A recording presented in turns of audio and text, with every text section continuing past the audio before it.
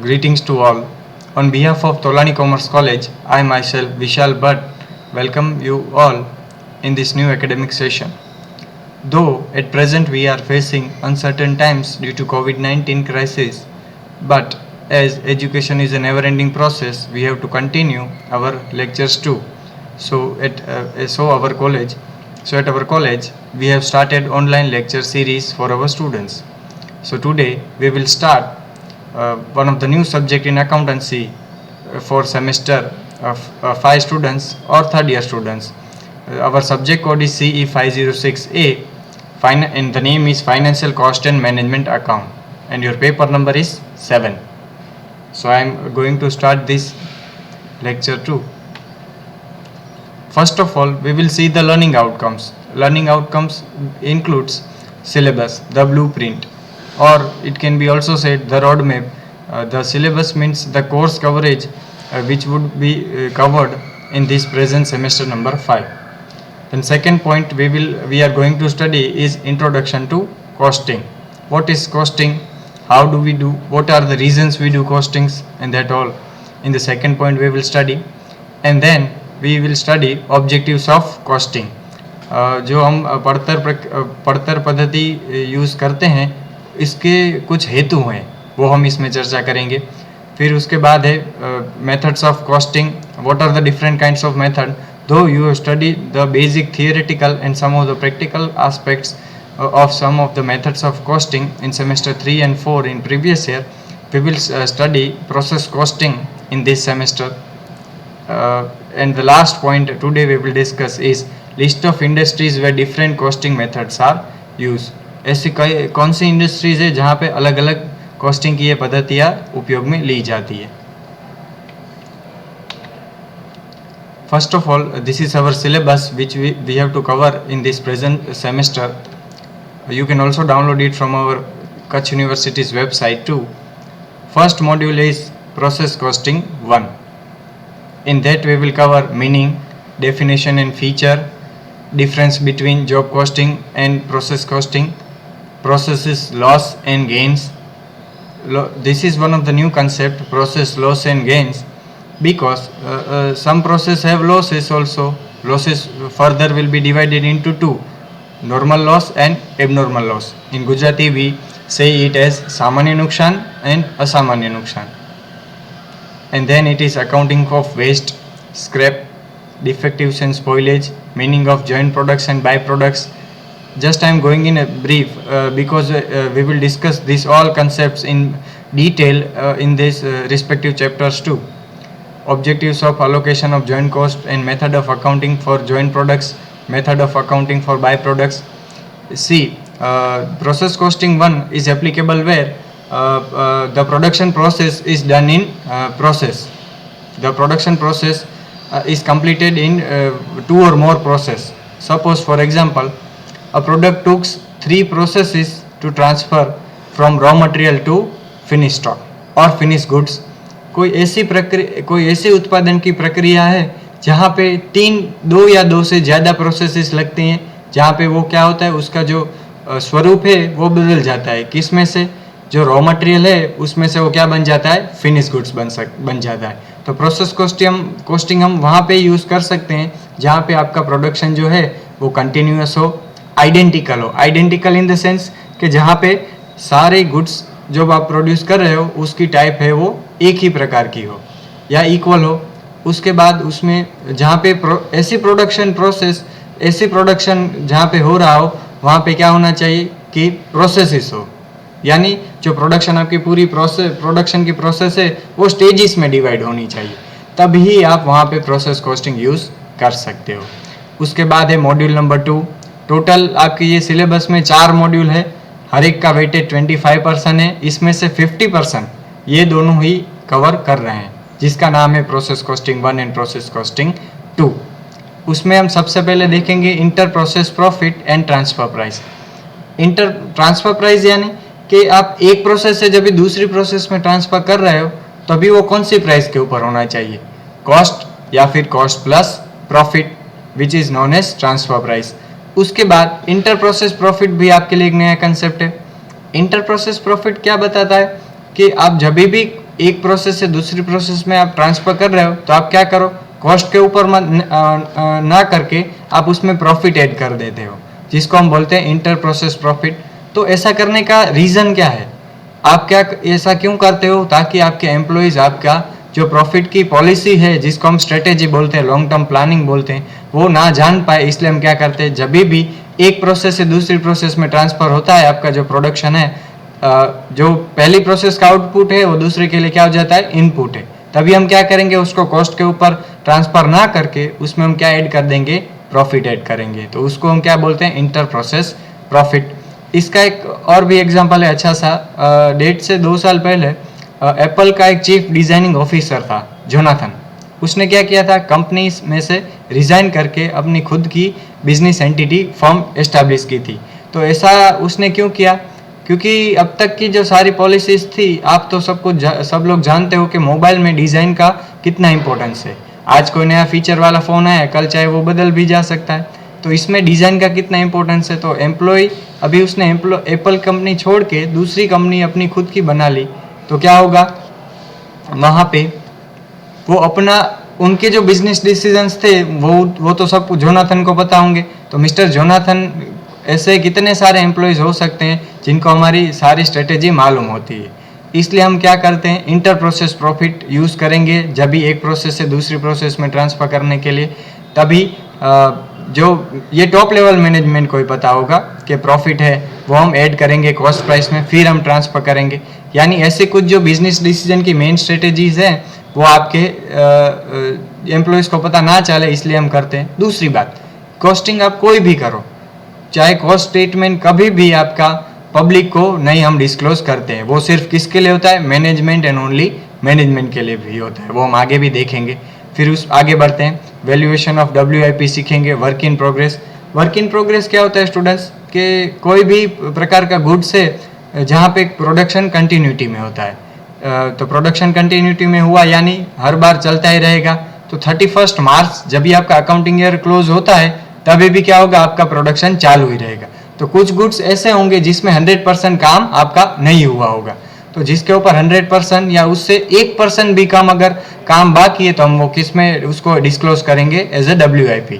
For suppose 99% काम हो गया है, अभी सिर्फ 1% ही बाकी है, या 60% काम आपका प्रोडक्ट के ऊपर हो गया है, प्रोडक्शन का ओनली 40% बाकी, तो भी वो किस में जाएगा, WIP में जाएगा। तो इसका वैल्यूएशन कैसे करने का वो हम सीखेंगे प्रोसेस कॉस्टिंग 2 में। वहाँ पे 2 मेथड्स भी है, एक है FIFO, first in first out method, और दूसरा है एवरेज कॉस्ट मेथड।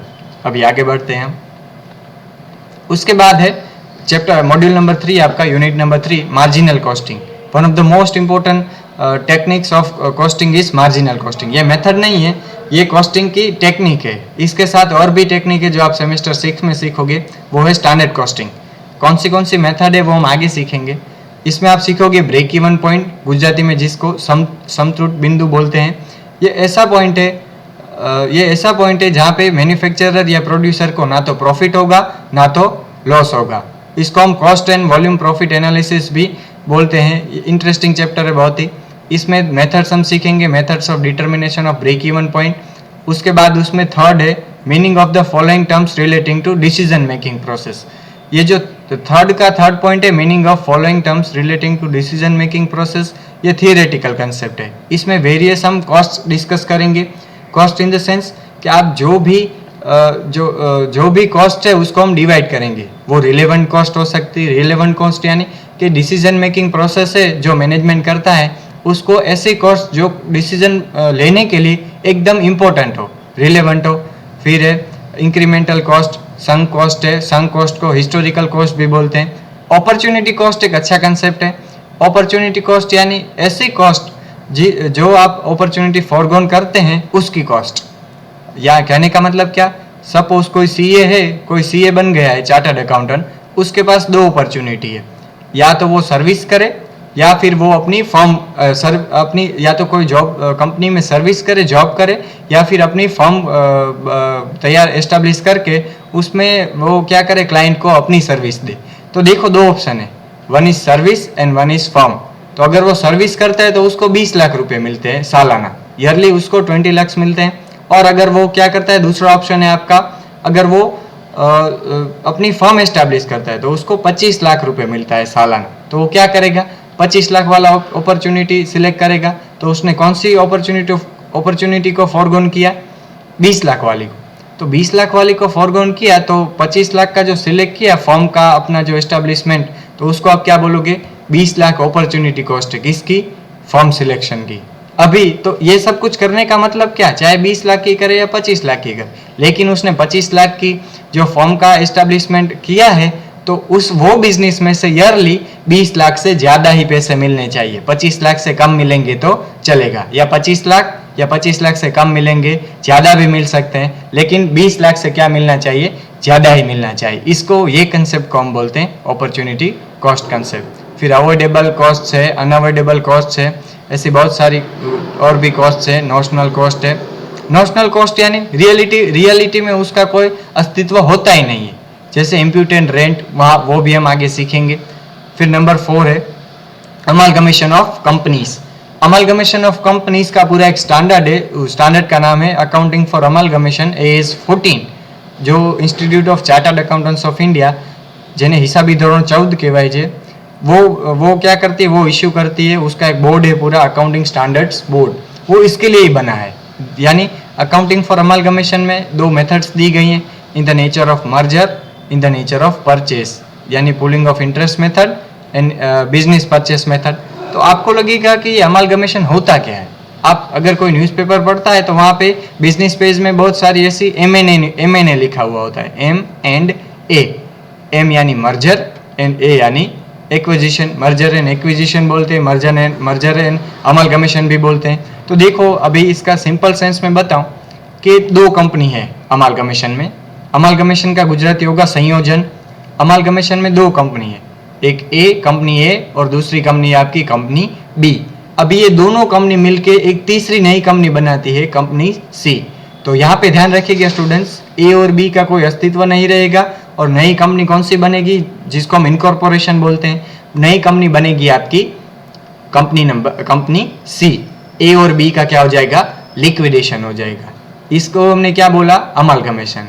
यानी कि जब भी 2 या 2 से ज्यादा कंपनी मिलके कोई नई कंपनी बनाए तो उसको आप क्या बोलोगे, amalgamation. When 2 or more companies liquidate and formed a new third company, it is known as third या कोई other new company, it is known as amalgamation। फिर उसमें एक आगे और भी कंसेप्ट है एब्जॉर्प्शन। एब्जॉर्प्शन यानी एक लाइन में बताऊं आपको नॉमिनल सेंस में, तो उसको हम बोलते हैं बड़ी मछली है वो छोटी मछली को खा जाती है। सपोज एक कंपनी है, कंपनी एक्स, वो क्या करेगी, कंपनी वाई को टेक ओवर कर लेगी। यानी एक्स का स्टूडेंट्स यहाँ पे खास ध्यान रखना, यही एक डिफरेंस है अमालगमेशन और एब्जॉर्प्शन के बीच में। आगे हम और भी डिस्कस करेंगे, अभी मैं समरी में ही जा रहा हूँ। अमालगमेशन यानी क्या होगा, हमने क्या सीखा था एग्जाम्पल, A+B = C कंपनी। लेकिन एब्जॉर्प्शन में क्या होगा, जिसका गुजराती होता है समावेश। समावेश में क्या होगा, एब्जॉर्प्शन में क्या होगा स्टूडेंट्स, X + Y = X। यहाँ पे एक ही कंपनी लिक्विडेट हुई Y, और नई कंपनी कोई नहीं बनी। किसने अपना एग्जिस्टेंस रखा, कंपनी X ने। क्यों, क्योंकि कंपनी Y के ऊपर टेक ओवर कर लिया था कंपनी X ने। तो इसके ऊपर भी हम क्या करेंगे, बैलेंस शीट तैयार करेंगे, ऐसे सब कुछ अकाउंटिंग करेंगे। किसमें, एज पर accounting standard 14 accounting for amalgamation. ये भी हम सीखेंगे चैप्टर नंबर 4 में। और दूसरी बात, ये कॉस्टिंग का ये तीनों के तीनों चैप्टर बहुत ही, अगर प्रैक्टिस करोगे और ध्यान से करोगे तो बहुत ही स्कोरिंग चैप्टर है आपके लिए और एकदम ईजी है। और दूसरी बात, अकाउंट्स में कोई भी अकाउंट्स आप पढ़ो तो 2 ही चीज होती है, एक होता है आपका कंसेप्ट और दूसरा होता है प्रैक्टिस। अभी मैं एक छोटे से एग्जाम्पल के साथ आपको समझा रहा हूँ। आपने अगर ध्यान से सुना होगा, देखा होगा बुक में, अकाउंट्स की बुक में, तो आपके हर एक चैप्टर में क्या होता है, 50 सम्स होते हैं। मैं एवरेज ले रहा हूँ, हर एक चैप्टर में क्या होता है, 50 सम्स होते हैं। और ऐसे यूनिट में 1 यूनिट = 50 सम्स। और कितने यूनिट होते हैं आपके, 4 यूनिट। जैसे हमने अभी देखा 4 यूनिट थे, process costing 1, process costing 2, marginal costing, और लास्ट कौन सा था आपका, अमालगमेशन ऑफ कंपनीज। तो 4 यूनिट है, तो एक यूनिट में अगर मैं सपोज अज्यूम करूँ कि 50 सम्स है, और 50 × 4 यानी कितने होंगे, 200 total sums of the syllabus. यानी पूरे के पूरे सिलेबस में कितने सम्स होंगे आपके, 200 सम्स होंगे। और एक बाजू ये 200 सम्स है पूरे, और दूसरी बाजू क्या है आपका कंसेप्ट। तो अगर आपने कंसेप्ट अच्छी तरीके से समझ लिया तो आपको क्या होगा, कोई हजारवा भी सम देंगे ना तो आपको आ जाएगा। लेकिन स्टूडेंट्स क्या करते हैं, कंसेप्ट नहीं देखते हैं, समझते हैं। वो क्या करते हैं, डायरेक्ट सम्स को कैलकुलेट करना स्टार्ट कर देते हैं। और कब तक, अगर एग्जाम कल ही है तो थोड़े दिन पहले सम्स, प्रैक्टिकल में तो चलो कोई प्रॉब्लम नहीं है, प्रैक्टिकल तो पहले से स्टार्ट कर देते हैं। लेकिन वो क्या होता है, जब भी सेमेस्टर की एग्जाम पूरी हुई वह क्या करते हैं, भूल जाते हैं। लेकिन जब भी वो कोई प्रोफेशनल स्टूडेंट्स होंगे, प्रोफेशनल कोर्स वाले, CA, CMS, CS ऐसे कोई, तो वो उनको क्या करना पड़ेगा, कंपनीज में ये प्रैक्टिकल नॉलेज उनको अप्लाई करना पड़ेगा। और ये प्रोसेस कॉस्टिंग और अमालगमेशन और वो सब कुछ तो यूज होता ही है। ये जो सेमेस्टर 5 का जो पूरा सिलेबस है वो प्रैक्टिकली एप्लीकेबल है, ये कोई ओल्ड सिलेबस नहीं है। यानी जिसको आगे अकाउंट्स की लाइन में आगे बढ़ना है, कोई भी हो, ये कंसेप्ट ध्यान से समझना। कहने का मतलब क्या कि एक बार आपने कंसेप्ट पढ़ लिया तो आपको आगे फिर कम ध्यान दोगे तो भी चलेगा, लेकिन प्रैक्टिस करना भी साथ में ज़रूरी है। तो वो भी हम थियोरेटिकल लेक्चर्स के बाद प्रैक्टिकल सम्स भी स्टार्ट करेंगे आपके लिए। अभी मैं आगे बढ़ता हूँ। यानी दूसरी बात, कोई भी हम सब्जेक्ट क्यों पढ़ते हैं, एग्जाम्स के लिए। लेकिन ऐसा मत करो, मैं मेरा खुद का ही एग्जाम्पल बोल रहा हूँ, बताता हूँ आपको, एक छोटा सा ही है। 11th में जब भी सबसे पहला क्लास था हमारा, तभी मुझे मेरे टीचर ने बताया था कि अकाउंट्स में जिसको जर्नल एंट्री आ गई उसको पूरा अकाउंट्स आ गया लास्ट तक। तो मैं क्या करता था, मेरे खुद के जो छोटे छोटे एक्सपेंडिचर थे, तब जब भी मैं 11th में स्टैंडर्ड में था, मैं उसकी एक डायरी में लिखता था, cash account debit to this account, expenditure किया तो recharge account debit to cash account. तभी से मेरा बेस क्या हो गया, स्ट्रांग हो गया। कहने का मतलब क्या, आप कोई भी सब्जेक्ट पढ़ो, अकाउंट्स की सिर्फ मैं बात नहीं कर रहा हूँ, अकाउंटेंसी, HRM, इकोनॉमिक्स, आप क्या करो, वो सब्जेक्ट को जीवन के साथ जोड़ के पढ़ो। अभी थियोरेटिकल जैसे जो रिसेंट टॉपिक्स है, जैसे मैनेजमेंट है आपका, HRM है, खास करके इकोनॉमिक्स, मैं कॉमर्स स्टूडेंट्स के लिए एक न्यूज़पेपर भी आपको बताता हूँ। अगर आप पढ़ने के शौकीन हो, और न्यूज़पेपर तो आप लोग को पढ़ना ही चाहिए, स्पेशली जो गवर्नमेंट एग्जाम्स की तैयारी करते हैं। उसमें क्या होता है, 5 साल के बाद वो ही जो आज न्यूज़पेपर में हेडलाइन आई है, 5 साल के बाद वो क्या हो जाएगी, एक वो ही 5 साल के बाद 10,000 क्वेश्चंस की बैंक बना के आपको दे देंगे। लेकिन जिसका अभी से ही आपने पढ़ना स्टार्ट कर दिया, तो आप क्या करना, आगे फिर वो करंट अफेयर्स का जो पोर्शन आता है गवर्नमेंट के एग्जाम्स में, वो आपको पढ़ना नहीं पड़ेगा। इन द सेंस के न्यूज़पेपर भी रीडिंग एक अच्छी हैबिट है, आपको डेवलप करनी चाहिए। अभी आगे बढ़ते हैं, चलो। फिर इसमें देखिए students, recommended and suggested reference books दी गई है। अभी हम क्या करते हैं, जो बाजार में टेक्स्ट बुक मिलती है वो ही देख के पढ़ लेते हैं। लेकिन अगर कोई भी स्टूडेंट को टीचिंग में आगे बढ़ना हो, चाहे वो हायर एजुकेशन हो या फिर स्कूल की टीचिंग हो, 11, 12 कॉमर्स, अकाउंट्स, तो आप क्या करो, ये जो 11 बुक्स दी गई है उसमें से पढ़ाई करो। क्यों, ऐसा मैं क्यों बोल रहा हूँ, क्योंकि उसमें ओवरऑल कंसेप्ट दिए गए होते हैं। आपकी जो टेक्स्ट बुक आप पढ़ते हो उसमें ज़्यादा इतने डीप में मटेरियल नहीं हुआ होता है, उसमें शॉर्ट एंड स्वीट होता है। लेकिन अगर किसी को ओवरऑल पर्सपेक्टिव जानना हो सब्जेक्ट के बारे में, तो ये सारी 11 के 11 बुक आप पढ़ सकते हो। इसमें से काफ़ी ऑनलाइन फ्री में अवेलेबल है, आप सर्च कर सकते हो। दूसरी बात, आपको ज़्यादा खर्चा करने की ज़रूरत नहीं है, इसमें से ज़्यादातर बुक आपकी हमारे कॉलेज की लाइब्रेरी में भी अवेलेबल है। लेकिन अभी तो आपके पास सुविधा नहीं है, स्टूडेंट्स को अलाउड नहीं है आने के लिए। तो जब भी आपकी रेगुलर कॉलेज स्टार्ट हो जाए, आप इसका लाभ ले सकते हो। इसमें से बहुत सारी चीज़ें मैं भी आपको रेफरेंस करके आपको पढ़ाऊँगा, ताकि आपको लाभ मिले कुछ नया सीखने का। और देखिए, इसका मैंने सोर्स भी दिया हुआ है, KSKVKU वेबसाइट ऑनलाइन सिलेबस, तो आप वहाँ से भी डाउनलोड कर सकते हैं। तो ये तो हुई हमारी सिलेबस की बात। अभी आगे बढ़ते हैं। ये मैंने आपके लिए कॉस्टिंग का एक बेस तैयार किया है। कॉस्टिंग का बेस इन द सेंस कि सेमेस्टर 3 से आप कॉस्टिंग करते आ रहे हो, इसलिए आप सबको पता ही होगा। मैं जस्ट आपको जिस्ट में समरी ब्रीफिंग कर रहा हूँ। ये बहुत ही बड़े कॉस्ट के अकाउंटिंग के लेखक है, राइटर है, according to Harold J Weldon के बहुत सारे कंसेप्ट प्रचलित हैं। वो क्या बताते हैं कॉस्टिंग को, कि costing is the classifying, recording and appropriate allocation of expenditure. अभी देखो, यहाँ पे सिर्फ मैं डेफिनेशन पढ़ूंगा नहीं, आपको साथ में समझाता भी जाऊंगा। कॉस्टिंग ऐसी चीज़ है जहाँ पे क्लासिफाइंग यानी वर्गीकरण करूँ, किसी चीज़ का विभाग में बंटवारा करना। तो आपको पता होगा कि कॉस्ट के 3 एलिमेंट्स है। कोई बताएगा मुझे कौन से? यस, आप सेमेस्टर 3 में पढ़ के आए हो, पूरे के पूरे 3 चैप्टर्स थे कॉस्टिंग के 3 element. Yes, you all are correct. आपके पहला होगा direct material, labour and overheads. फिर आगे हम इसको डिवाइड करेंगे डायरेक्ट इनडायरेक्ट में। तो क्लासिफाइंग यानी कि ये पता कर लिया कि एक्सपेंडिचर है वो मटेरियल है, लेबर है या थर्ड ओवरहेड है, माल सामान છે, मजूरी છે अथवा सिरोपरी खर्चा છે। वो इन तीनों में आपने क्या किया, विभाग बनाए, उसमें डिवाइड किया, बाइफरकेट किया। फिर हम आगे बढ़ेंगे रिकॉर्डिंग।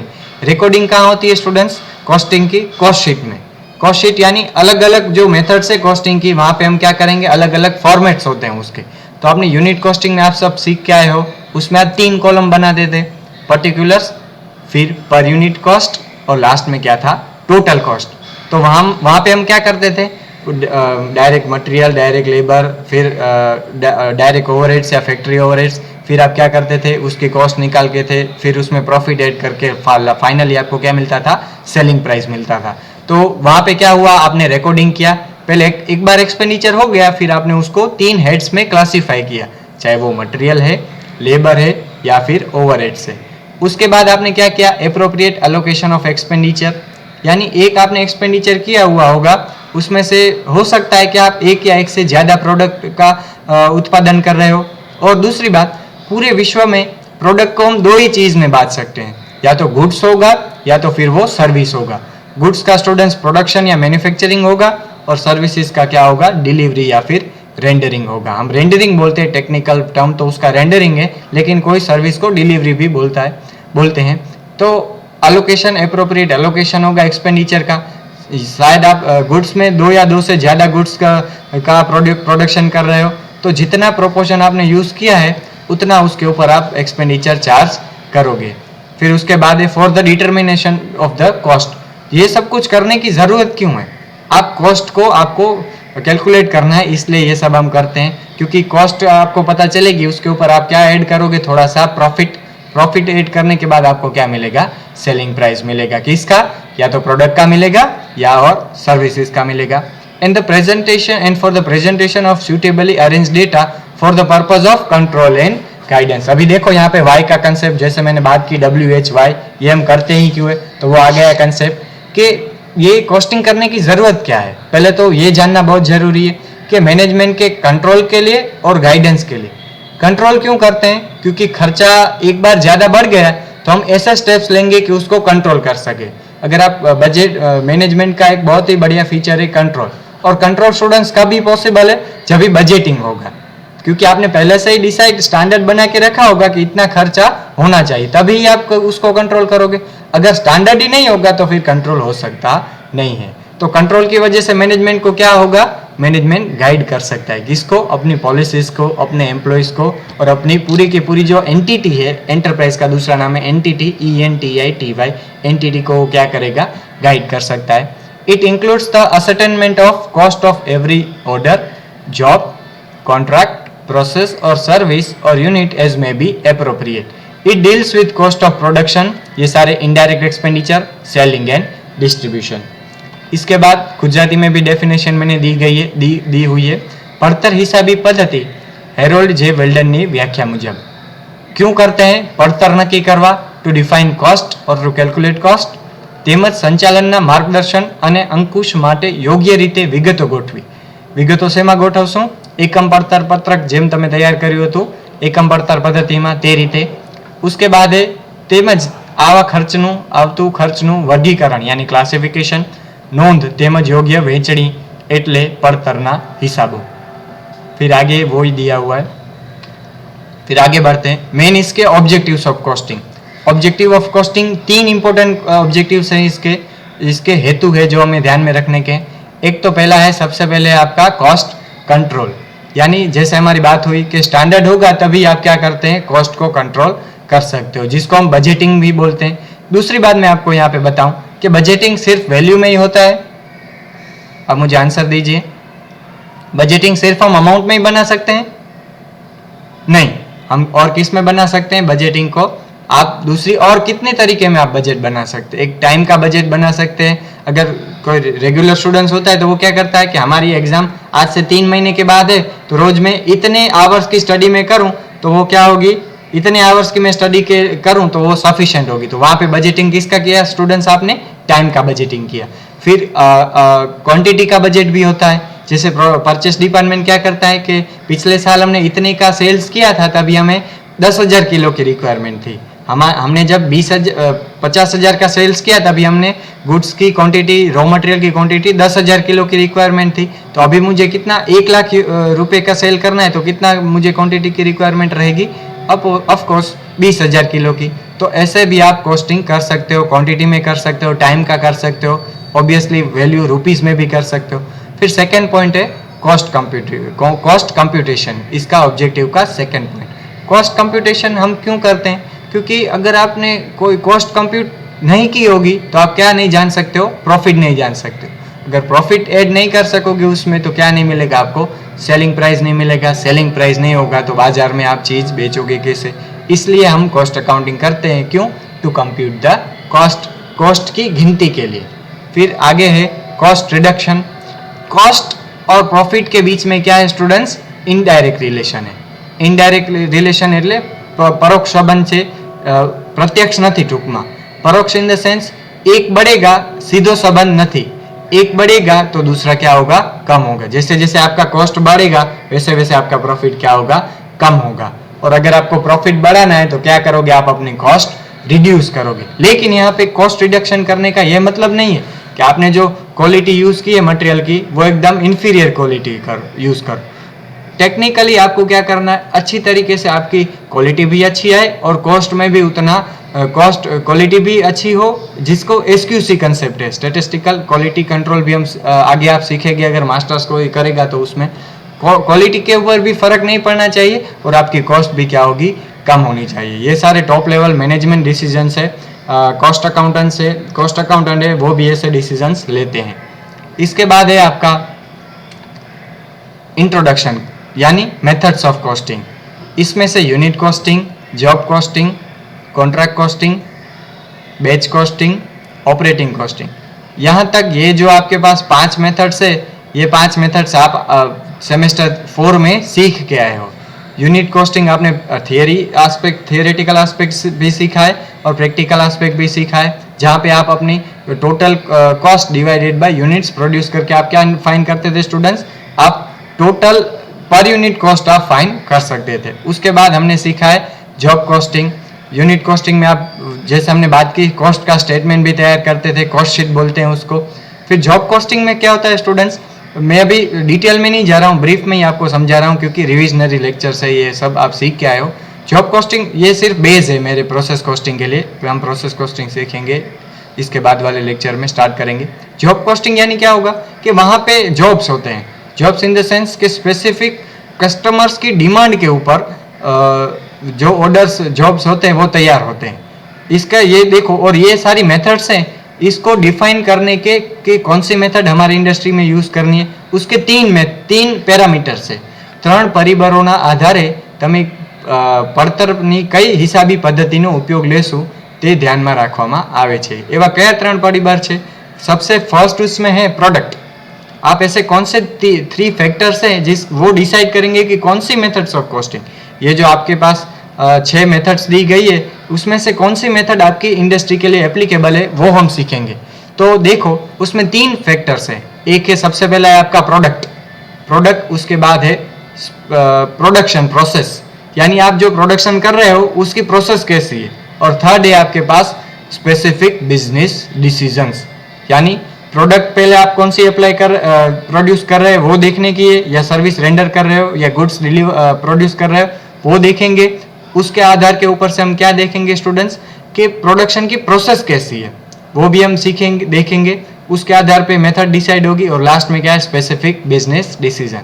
लास्ट में ये मैनेजमेंट के ऊपर डिसाइड करता है, मैनेजमेंट के ऊपर निर्भर रहता है कि कौन सी मेथड आपको यूज़ करनी। मैनेजमेंट इन द सेंस कि वो सारी जगह से क्या करेगा, अपने कॉस्ट मैनेजमेंट के पास से भी मेथड बोलेगा कि कौन सी ऐसी मेथड है जो हमारी कॉस्ट को अच्छी तरीके से डिफाइन कर सके।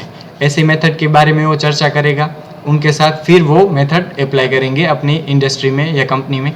तो यूनिट कॉस्टिंग की हमने बात की। उसके बाद है जॉब कॉस्टिंग। जैसे मैंने बताया आपको कि ऐसे जॉब्स जहाँ पे क्या होता है, यूनिट कॉस्टिंग में क्या था स्टूडेंट्स कि प्रोडक्शन है वो आइडेंटिकल था, यानी एक ही तरह के गुड्स का प्रोडक्शन हो रहा था वहाँ पे। यानी कोई नई बात नहीं थी वहां पे। भले वहां पे गुड्स एक दो या दो से ज्यादा हो, लेकिन वहां पे क्या होगा, प्रोडक्शन की प्रोसेस सेम होगी, यूनिट का आउटपुट भी आपको क्या मिलेगा, सेम मिलेगा। आप वो उसको यूनिट्स में मेजर कर सकते हो कि इतने केजी इतने यूनिट्स में आप उसको काउंट कर सकते हो। जॉब कॉस्टिंग में क्या था, जैसा जॉब जैसा ऑर्डर वैसे उसकी प्राइस, यहाँ पे आइडेंटिकल नहीं है, हाँ लेकिन ब्रॉड ग्रुप है, वो हम आगे उसके एग्जांपल डिफाइन करेंगे, चर्चा करेंगे उसके बारे में। कॉन्ट्रैक्ट कॉस्टिंग, कॉन्ट्रैक्ट कॉस्टिंग क्या होता है, जॉब कॉस्टिंग का ही एक नया डेवलप फॉर्म है, नया ही प्रारूप है, उसका स्वरूप है। कॉन्ट्रैक्ट कॉस्टिंग में क्या होगा कि है एक प्रकार का जॉब ही, लेकिन यहाँ पे क्या है स्टूडेंट्स, टाइम पीरियड ज्यादा है। फॉर सपोज मैं एग्जांपल लेता हूँ कि बिल्डिंग बनानी है, कॉन्ट्रैक्टर होता है वो क्या करेगा, बिल्डिंग बनाता है, बड़े बड़े ब्रिजेस बनाता है, रेलवे के कॉन्ट्रैक्ट्स टेक ओवर करता है, लेता है अपने अंडर तैयार करने के लिए। तो क्या होगा, वो भी एक प्रकार का जॉब ही होगा। क्यों? क्योंकि सबकी स्पेसिफिक रिक्वायरमेंट्स अलग अलग है यहाँ पे। लेकिन जॉब और कॉन्ट्रैक्ट कॉस्टिंग के बीच में एक ही थिन लाइन का डिफरेंस है, जिसको हम बोलते हैं टाइम एलिमेंट, એટલે સમયનું તત્વ। जॉब में क्या होगा, टाइम थोड़ा कम होता है, और कॉन्ट्रैक्ट में क्या होता है, टाइम ज्यादा होता है। लॉन्ग टर्म के कॉन्ट्रैक्ट्स होते हैं ज्यादातर, ये भी आप सीख के आए हो स्टूडेंट्स, सम्स भी आपने किए हैं कॉन्ट्रैक्ट कॉस्टिंग में। फिर आगे है बैच कॉस्टिंग। फिर से जॉब कॉस्टिंग और बैच कॉस्टिंग में स्टूडेंट्स कंफ्यूज होते हैं, काफी बार इंटरव्यू में भी यही क्वेश्चन पूछते हैं कि जॉब कॉस्टिंग और बैच कॉस्टिंग में क्या डिफरेंस है। तो उसका भी समझ लो कि जॉब कॉस्टिंग होता है स्टूडेंट्स, वो क्या होता है, ब्रॉड ग्रुप तो हम समझ में आए, लेकिन वो क्या होगा, स्पेसिफिक रिक्वायरमेंट के ऊपर होगा, वहां पे आइडेंटिकल प्रोडक्शन नहीं होगा। लेकिन बैच कॉस्टिंग में क्या होगा, आइडेंटिकल प्रोडक्शन होंगे। सपोज एग्जांपल लो, चॉकलेट मैन्युफैक्चरिंग कंपनीज, जिसको हम कन्फेक्शनरी बोलते हैं, जहाँ पे स्वीट्स बनते हैं। उसके बाद आप लो फार्मास्यूटिकल कंपनीज, यानी इन द सेंस कि मेडिसिन का कोई एक वो होगा, उसका जो सेचेट होता है मेडिसिन का, जिसको गुजराती में पाना बोलते हैं, वो जो मेडिसिन का जो ऐसा छोटा सा पैकेट होता है, उसके क्या होते हैं कि इतने सारे प्रोसेस होते हैं, वहां पे प्रोडक्शन चालू ही रहता है। यानी हम क्या बोलते हैं कि ये बैच, आपने अगर उसका ध्यान से पढ़ा होगा, जो सेचेट होता है मेडिसिन का या फिर चॉकलेट का जो रेपर होता है, उसमें आपने अगर ध्यान से पढ़ा होगा तो वहां पे लिखते हैं बैच नंबर, यानी वो कौन से बैच में तैयार हुआ है। देखिए, इसलिए मैं ये रेगुलर का एग्जांपल ले रहा हूँ ताकि आप कंसेप्ट को इजी तरीके से समझ सकते हो। इसलिए मैं बार बार बोल रहा हूँ कि आपको ये अगर सरलता से समझना है सब्जेक्ट, तो आप अपने जीवन में उसको उतारो, सिर्फ एग्जाम पर्पस के लिए उसको पढ़ो मत। फिर उसके बाद है ऑपरेटिंग कॉस्टिंग। यस, ये भी बहुत इंटरेस्टिंग कंसेप्ट है। ऑपरेटिंग कॉस्टिंग कैसे इंडस्ट्रीज में होता है, जहाँ पे जनरली सर्विस दी जा रही हो। सपोज हॉस्पिटल, फिर होटल्स है, फिर रोड ट्रांसपोर्ट कंपनीज है। वहाँ पे आपने याद होगा तो आप कॉस्टिंग का जो आपका कॉस्ट सेंटर था, वो आप क्या करते थे, उसमें पर किलोमीटर यूनिट क्या था आपका, पर आवर पर किलोमीटर। फिर बेड पर रूम पर बेड, ऐसा भी आप लिखते थे। यानी होटल्स में थे, हॉस्पिटल में थे, ऑपरेटिंग कॉस्टिंग वहाँ पे हम यूज़ करते हैं। फिर उसके बाद है process costing. Process costing students कहाँ पे यूज़ होता है, जहाँ पे प्रोडक्शन है आपका दो या दो से ज़्यादा की प्रोसेस में, एक भी आता है कभी कभार, और आगे क्या लेते हैं, दो भी लेते हैं। क्यों ऐसा कंसिडर करते हैं, क्योंकि प्रोसेस जनरली दो या दो से ज़्यादा ही प्रोसेस होंगी। जब भी एक या एक से ज़्यादा में बोलूँ तो एक ही होगा, एक आपका प्रोसेस होगा और लास्ट में क्या चला जाएगा, फिनिश स्टॉक में गुड्स तैयार होकर चला जाएगा। लेकिन प्रोसेस कॉस्टिंग स्टूडेंट्स कहाँ पे एप्लीकेबल होगा, जहाँ पे प्रोसेसेस दो या दो से ज़्यादा होती है। उसके भी हम एग्जाम्पल कंटिन्यू करेंगे इसके बाद। फिर उसके बाद है कंपोजिट कॉस्टिंग। कंपोजिट एकदम नया कंसेप्ट है, जहाँ ये जो हमने 5 मेथड्स डिस्कस की, unit costing, job costing, contract, batch, operating और प्रोसेस कॉस्टिंग। कंपोजिट कॉस्टिंग का दूसरा नाम है मल्टीपल कॉस्टिंग। यूनिट कॉस्टिंग का भी दूसरा नाम मैंने कहने का रह गया। यूनिट कॉस्टिंग को हम सिंगल कॉस्टिंग भी बोलते हैं और आउटपुट कॉस्टिंग भी बोलते हैं। कंपोजिट यानी मल्टीपल कॉस्टिंग। इन पांचों मेथड में से कोई भी मेथड, एक या एक से ज़्यादा मेथड हम यूज़ करते हैं हमारे प्रोडक्शन प्रोसेस की कंप्यूटेशन के लिए, कॉस्ट कंप्यूटेशन के लिए, उसको हम बोलते हैं कंपोजिट कॉस्टिंग। इसके भी एग्जाम्पल हम आगे लेंगे इसके बाद वाली स्लाइड्स में। अभी मैं नेक्स्ट जा रहा हूँ। यस, इसमें ये एग्जाम्पल के जरिए आप इसको अच्छी तरीके से समझ सकते हो। सबसे पहला है यूनिट कॉस्टिंग। नेम, पहले आपको मेथड दी गई है सारी, सामने क्या दिया हुआ है, name of industries where used. ये मेथड कहाँ कहाँ पे यूज कर सकते हैं। तो सबसे पहला देखो क्या दिया हुआ है, माइंस एंड क्वेरीज। अगर माइंस और क्वेरीज का किसी को ना पता हो तो मैं बता दूं, माइंस और क्वेरीज का गुजराती होगा खान अने खदान। आप बोलते हो जहाँ पे क्या होता है स्टूडेंट्स, कोल का प्रोडक्शन होता है, कोलसाનું उत्पादन થાય છે, वो क्या होगा, टन्स में होगा, मेट्रिक टन्स में होगा, और आउटपुट क्या रहेगा यहाँ पे, सेम ही रहेगा। जितना खोदेंगे तो क्या निकलेगा, कोल ही निकलेगा। क्यों? क्योंकि क्वेरीज है, माइंस है, वो कोल की है इसलिए। फिर उसके बाद सेकंड पॉइंट है, और माइंस और क्वेरीज तो अभी भी लाइट में करंट अफेयर्स में था ही, क्योंकि एक्सपोर्ट अभी सरकार ने स्टार्ट किया है माइंस और क्वेरीज के जरिए जो कोल का प्रोडक्शन हो रहा है उसके लिए, अब तक वो नहीं था। उसके बाद सेकंड है ब्रिक वर्क्स। ब्रिक वर्क्स यानी એટલે ईंटનું उत्पादन, जो आपके हाउस में, बिल्डिंग्स में ईंट का जो उपयोग होता है ब्रिक्स का, वहां पे भी क्या होगा, यूनिट कॉस्टिंग यूज होगा। क्यों? क्योंकि आप जो ब्रिक बन के तैयार होती है आप उसको काउंट कर सकते हो, 1 2 3 4 ऐसे, और सब में क्या होगा, जो ईंट जो प्रोडक्शन है वो क्या होगा, एक ही रहेगा। प्रोडक्शन जो होगा वो बाहर प्रोडक्शन में तैयार होके क्या आएगा, ईंट ही आएगा। फिर उसके बाद है डेयरी। डेयरीज में हम क्या बनाते हैं, आइसक्रीम्स है, फिर मिल्क की जो आइटम्स है, जैसे बटर मिल्क हो गया आपका, कर्ड हो गया, दही हो गया, दूध हो गया, छाछ हो गई, बटर हो गया, वहां पे क्या होगा, आउटपुट सेम ही रहेगा। फिर उसके बाद है पोल्ट्री। पोल्ट्री यानी ये जो फार्मिंग करते हैं वो लोग, पोल्ट्री फार्मिंग यानी जो बर्ड्स की फार्मिंग करते हैं, एग्स का लेइंग करते हैं, वो सब कुछ। फिर उसके बाद है फ्लोर मिल्स। फ्लोर मिल्स में भी डाउट था कुछ स्टूडेंट्स को कि सर वहाँ पे प्रोसेस कॉस्टिंग यूज नहीं, क्योंकि प्रोसेस कॉस्टिंग यूज नहीं कर सकते। नहीं, क्यों? क्योंकि वहाँ पे स्टूडेंट्स देखिए, अगर आपके जो मम्मी है या कोई खुद भी जाते होंगे फ्लोर वाले के पास, तो वो क्या करेगा, आप अपना जो बैग है जिसमें गेहूं होंगे, वीट होंगे, वो पूरा बैग उसको दे देंगे। तो वो क्या करेगा, अपनी जो मशीनरी है उसमें उसको डाल देगा पूरे का पूरा। फिर क्या करेगा, उसमें से डायरेक्ट कोई प्रोसेस नहीं हुआ, उसने एक बाजू से इनपुट किया, आपका जो वीट था, रॉ वीट या गेहूं जिसके ऊपर कुछ भी प्रोसेस नहीं हुआ था, आपने क्या किया, उसको दिया, उसने मशीन के में इनपुट किया और आपको तैयार क्या मिला, फ्लोर मिला। यानी यहाँ पे प्रोसेस एक ही थी, 2 या 2 से ज्यादा प्रोसेस नहीं थी। और फिर क्या, जैसे उसका फ्लोर जो आटा तैयार होके बाहर आया, तो वो क्या करेगा, फ्लोर मिल वाला आपको पूछेगा कि कितने केजी से, तो आप बोलोगे 15 केजी से, तो वो राउंड अबाउट क्या करेगा, अपना जो रेट होगा उसको मल्टीप्लाई करके आपको बोल देगा कि 45 रुपीज हुए या 60 रुपीज हुए, अगर पर सपोज 3 रुपीज या 4 रुपीज उसका पर केजी का चार्ज होगा। तो यहाँ पे देखो स्टूडेंट्स, फ्लोर का आउटपुट एक रहा, यूनिट्स में मेजरेबल हुआ। कितने यूनिट्स में, अगर 15 केजीज थे तो केजीज में मेजरेबल हुआ, आपने क्या किया, उसको पर रेट के साथ मल्टीप्लाई किया। और उसके बाद है ब्रूवरीज। ब्रूवरीज यानी कि जहाँ पे बियर मैन्युफैक्चर होती है। फिर उसके बाद है पेपर मिल्स। यस, यहाँ पे भी स्टूडेंट्स को डाउट हो सकता है कि सर पहले पेपर मिल्स में तो पूरे जो ट्रीज होते हैं उसको काट के फिर उसको प्रोडक्शन में लेके आते हैं, लेकिन यहाँ पे ऐसा नहीं है स्टूडेंट्स। जो ट्रीज को काटते हैं वो किस में आएगा, मटेरियल के एक्विजिशन में। તમે જે માલ સામાન જ્યાંથી મેળવો છો ત્યાંથી શું કરશો, તમે જે ઝાડને કાપશો પછી તેને તમારા પ્લાન્ટમાં લઈ આવશો। तो यहाँ पे पेपर मिल्स में भी क्या होगा, एक बाजू से प्रोसेस एक ही रहेगा, यहाँ पे भी एक बाजू से ट्रीज को जो उसकी शीट्स होंगी वुड्स की वो डालेंगे और क्या आपको क्या मिल जाएगा, पेपर्स की बड़ी बड़ी रील्स होती है। आपकी ये जो बुक्स में पेपर होते हैं ऐसे पेपर डेवलप नहीं होती, बड़ी बड़ी रील्स होती है। रील्स कहाँ पे जाएगी, बुक की जो कंपनीज है जैसे नवनीत और ऐसे जहाँ पे उनके प्लांट होंगे, मैन्युफैक्चरिंग प्लांट, वहाँ पे जाके गोपी पब्लिशर से ऐसी की कई सारी नाम तो कितने सारे लेने जाओ तो कम पड़ेंगे।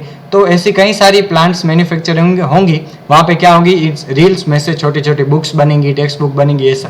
फिर सीमेंट इंडस्ट्रीज में भी क्या होगा, आपके जो 1 केजी का उसमें एक बैग में सीमेंट का जो बैग होता है उसमें स्टूडेंट्स 20 केजीज की सीमेंट होती है। तो यहाँ पे भी देखो प्री डिफाइंड मेजरमेंट ही, आप कहीं पे भी जाओ फिर वो ही रहेगा। तो सीमेंट इंडस्ट्रीज में भी कौन सा मेथड यूज करेंगे, यूनिट कॉस्टिंग। स्टील में भी कौन सा आएगा, यूनिट कॉस्टिंग। डायरेक्ट जो ओर होता है, मिनरल ओर, जो हजारों फीट नीचे से आप उसको एक्सट्रैक्ट करते हो, फिर वो कहाँ पे चला जाता है, कंपनीज में चला जाता है। और मैन्युफैक्चरिंग इंडस्ट्रीज कंपनीज में जाके उसकी क्या होती है, शीट्स, फिर रोड्स बनती है जो आपके मकानों में यूज करते हैं हम, वो सब कुछ।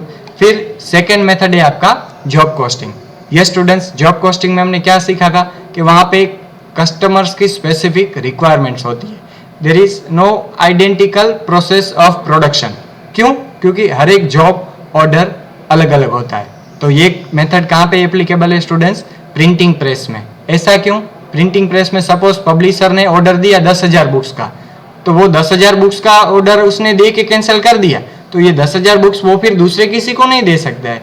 क्यों? क्योंकि जो ग्राहक होगा, कस्टमर होगा, उसकी स्पेसिफिक नीड्स रिक्वायरमेंट्स के आधार पर उसने ये बुक्स तैयार की होगी।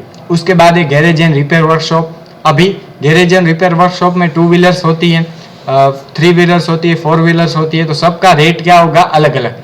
जैसे जैसे ये रिपेयर मेंटेनेंस की प्रॉब्लम होगी वैसे वैसे उसकी रेट चार्ज करेगा कौन, जो मेन मैकेनिक है, जो प्रोपराइटर है या जो भी बिजनेस को हैंडल करता है, वो उसके चार्ज करेंगे। यहाँ पे आइडेंटिकल कुछ नहीं होगा, हाँ, लेकिन ब्रॉड ग्रुप होगा, क्योंकि गैरेज है तो उसके पास व्हीकल्स के रिलेटेड ही प्रॉब्लम जाएंगे। प्रिंटिंग प्रेस है तो वहां पे ब्रॉड ग्रुप किसका होगा, प्रिंटिंग का ही होगा। स्टूडेंट्स ये बात खास ध्यान से समझना कि प्रिंटिंग है तो वहां पे इनविटेशन कार्ड का भी प्रिंटिंग होता है प्रिंटिंग प्रेस में, न्यूज़पेपर का भी प्रिंटिंग होता है, भले वो प्रेस थोड़ा अलग होता है, यूनिफाइड होता है। फिर इनविटेशन कार्ड हमने लिया, विजिटिंग कार्ड्स का प्रिंटिंग होता है। ऐसा ही थर्ड है पेंटिंग एंड डेकोरेटिंग, इसके भी चार्जेस अलग अलग है। इसकी तो बिडिंग प्रोसेस होती है पेंटिंग की। तो फिर उसके बाद है production of made to order articles. ये बहुत ही इंपॉर्टेंट पॉइंट है, production of made to order articles, यानी जैसे ऑर्डर आया आपने तैयार करके उसको कस्टमर को वो प्रोडक्ट दे दिया। अभी हम आगे बढ़ते हैं स्टूडेंट्स। इसके बाद है number 3 contract costing. Contract costing का हमने टाइम एलिमेंट का ही चेंज है, बाकी जॉब कॉस्टिंग जैसा ही है स्टूडेंट्स। पहले है construction of road, building, bridge, यानी ये लॉन्ग टाइम के सारे कॉन्ट्रैक्ट्स हैं। फिर उसके बाद है शिप बिल्डिंग इंडस्ट्रीज, जो बड़े बड़े व्हीकल्स होते हैं, जो शिप्स होते हैं, स्टीमर्स होते हैं, जो बहुत ही सालों तक उसमें काम लिया जाता है उसके द्वारा। फिर उसके बाद है फार्मास्यूटिकल इंडस्ट्रीज। फार्मास्यूटिकल इंडस्ट्रीज यानी जहाँ पे दवाई बनती है। दवाई बनती है इन द सेंस कि वहाँ पे बेचेस फिक्स्ड होते हैं कि एक ही बेच में एक ही तरह की दवाई बनती जाएंगी। फिर उसके बाद है हार्डवेयर मेकिंग, यानी जो छोटे छोटे बोल्ट्स होते हैं, नट्स होते हैं, स्क्रूज होते हैं, वहाँ पे भी क्या होगा, बेच कॉस्टिंग ही हम यूज़ करते हैं। फिर उसके बाद थर्ड क्या है, बाइसिकल पार्ट्स, यानी वहाँ पे भी क्या, एक जहाँ पे बाइसिकल होंगी, जो असेंबलिंग प्लांट होता है, वहाँ पे क्या होगा, एक पूरा या तो वो कंपनी में बनाएंगे या फिर बाहर से वो रॉ मटेरियल परचेज कर लेंगे। तो अगर वो कंपनी में बनाते हैं तो वो क्या करेंगे, एक पूरा जो उसका जो प्रोडक्शन प्रोसेस है वहाँ पे सिर्फ क्या बनता है, बाइसाइकिल के पेडल ही बनते हैं। दूसरा प्रोसेस है वहाँ पे क्या होता है, चेन्स ही बनते हैं। तो यहाँ पे स्टूडेंट्स क्या आएगा, बेच कॉस्टिंग होगा। कोई ऐसा प्रोसेस है वहाँ पे सिर्फ ब्रेक ही तैयार होते हैं या फिर उसके जो वायरिंग्स है वो ही तैयार होते हैं। फिर उसके बाद हम सीखते हैं ऑपरेटिंग कॉस्टिंग। ऑपरेटिंग कॉस्टिंग यानी क्या, जो रेलवे में काम होता है, रेलवे कैसे चार्ज करेगा, पर किलोमीटर। रोड ट्रांसपोर्ट भी आपको पता है, रोड ट्रांसपोर्ट यानी वो भी पर किलोमीटर चार्ज करते हैं, पर किलोमीटर, पर आवर भी कुछ कंपनीज करती है। इलेक्ट्रिसिटी यानी पर यूनिट, आपके घर पे जो बिल आता है वो किसके ऊपर आता है students, per hour kilowatt hours बोलते हैं उसको, KWH। फिर उसके बाद है वाटर सप्लाई कंपनीज।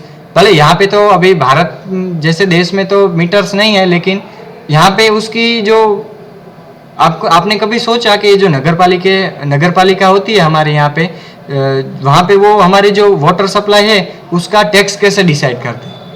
वो बहुत ही उनका एक अलग सा ही मेथड है, पता नहीं जस्टिफाइबल नहीं है वो मेथड। वो क्या करते हैं, जितना आपका एरिया मकान का हो बोलो, फार्म का बोलो, उतना उसका टैक्स, यानी वो कभी भी जस्टिफाइबल नहीं है। भले मकान छोटा हो लेकिन उसमें 10 फैमिली मेंबर्स रह रहे हो तो वहाँ पे ऑब्वियसली उसका क्या है, रेट ज़्यादा रहेगा टैक्स का।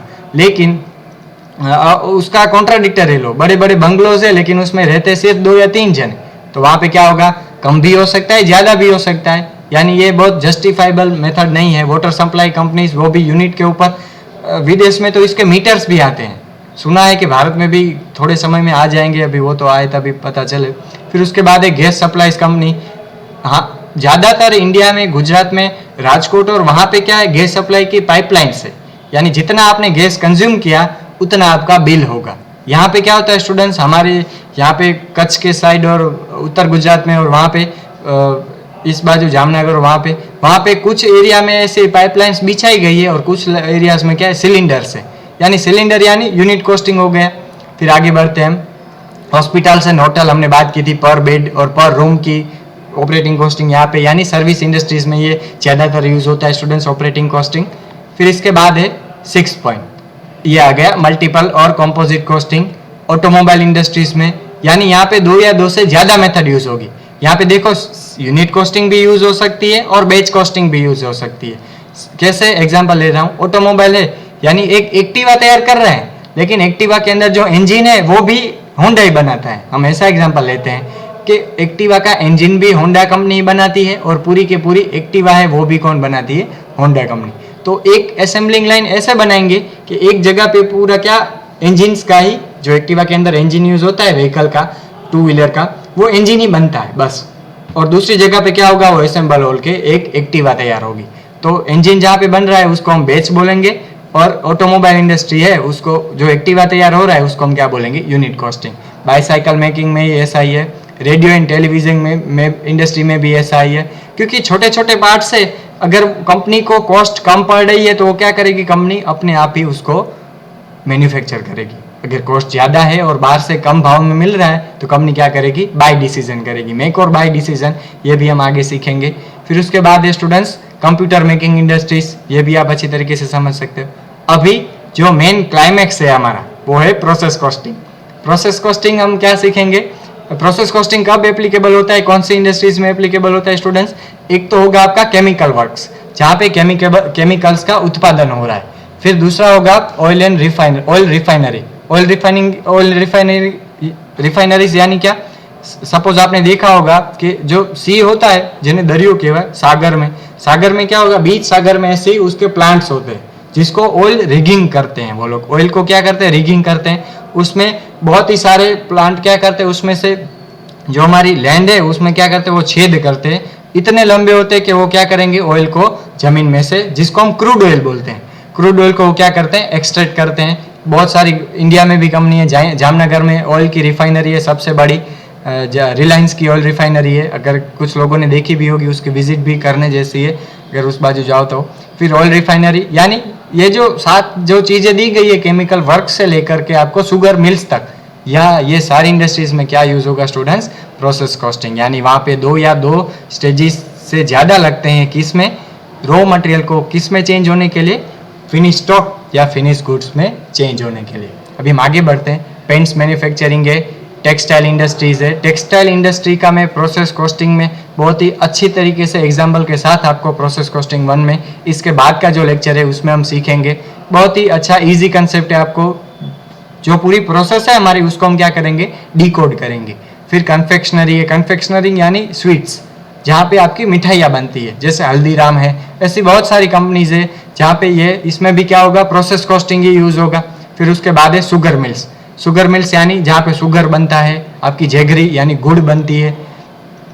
तो ये शुगर मिल्स में क्या होता है? जो प्रोसेस होती है पूरी की पूरी, पहले क्या करेंगे? शुगर केन यानी गुजराती में जेने कहवाय शेरडी, उसको हम रॉ मटेरियल का एक्विजिशन करेंगे। फिर उसको कंपनी की प्रोडक्शन प्रोसेस में उसको हम एंटर करवाएंगे, ताकि वो किस में चेंज हो जाए। या अगर प्रोडक्ट आपका शुगर होगा तो शुगर केन में से शुगर बनेगा, अगर प्रोडक्ट आपका गुड़ है, जेगरी है, तो क्या बनेगा? उसमें जेगरी तैयार होकर आपका प्रोडक्ट्स बाहर निकलेगा। तो ये यहाँ पे अभी हम जो सेमेस्टर 5 में सीखना है प्रोसेस कॉस्टिंग, ये पूरा मेरा इंट्रोडक्शन था पार्ट आपको समझाने के लिए। क्यों? क्योंकि बेस इंपॉर्टेंट है। ये आपको बुक में भले ना दिया हुआ हो, ये सब कुछ आप सीख के आए हो, इसलिए मैंने ब्रीफ में समरी में आपको समझा दिया। अभी इसके बाद वाले लेक्चर्स में हम क्या सीखेंगे? ज़्यादा तौर के ऊपर हम किसके ऊपर ध्यान रखेंगे?